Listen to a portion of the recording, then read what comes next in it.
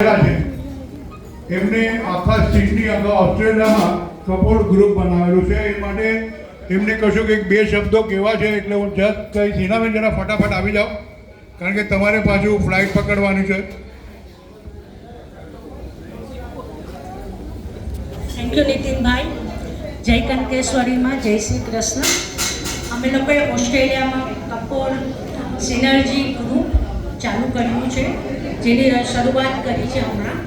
અને મુકેશભાઈ મહેતા જે ગ્લોબલ કપોળ ગ્રુપના અત્યારે જે મેમ્બર છે મેઇન, એમણે અમને લોકોને પ્રોત્સાહન આપ્યું હતું. અને આપણા કપોળ બધા જ ગ્રુપમાં ઘણા જ વધારે એક્ટિવેટ છે અને બહુ સારું કાર્ય કરે છે. અને એમના માર્ગદર્શન નીચે અમે લોકોએ ઓસ્ટ્રેલિયામાં ગ્રુપ ચાલુ કર્યું છે, કપોળ સિનર્જી હબ ઓસ્ટ્રેલિયા. અને બધી જ ડિટેલ કપોળ મિત્રમાં આવનારા દિવાળી અંકમાં અમારી બધી જ ઇન્ફોર્મેશન એમાં મળી જશે.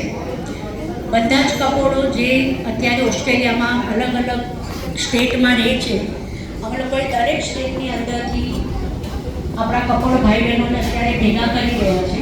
અમારો હેતુ એ છે કે જે લોકો ત્યાં રહે છે એકબીજાના કોન્ટેક્ટમાં આવીએ, ક્યારે કોઈને બી કાંઈ તકલીફ હોય કે કોઈ પણ જાતની હેલ્પ જોઈએ કે કોઈ પણ જાતનું માર્ગદર્શન જોઈએ તો અમે લોકો એમને હેલ્પ કરી શકીએ છીએ.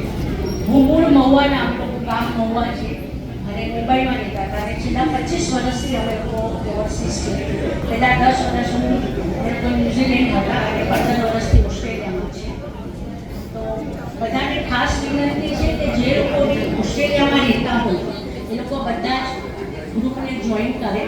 અને અમારી ઈચ્છા છે કે જેટલું થાય એટલા વધારે આપણા કપોળ ભાઈ બહેનો એકત્ર થાય અને બધા જ સ્ટેટમાં સારી રીતે પ્રોગ્રામો બી થાય, બધા હળે મળે. અને જે અહીંયા હું જોઉં છું તો બધા ભેગા થઈને સરસ રીતે નવરાત્રિ માતાજીનું અત્યારે ઉત્સાહથી જે આપણે ઉત્સવ ઉજવી રહ્યા છે એવી રીતે અમને બી ઈચ્છા છે કે અમે ઓસ્ટ્રેલિયામાં આ જ રીતે સરસ મજાના બધા જ ઉત્સવોને ઉજવીએ અને બધા એનો લાભો લે.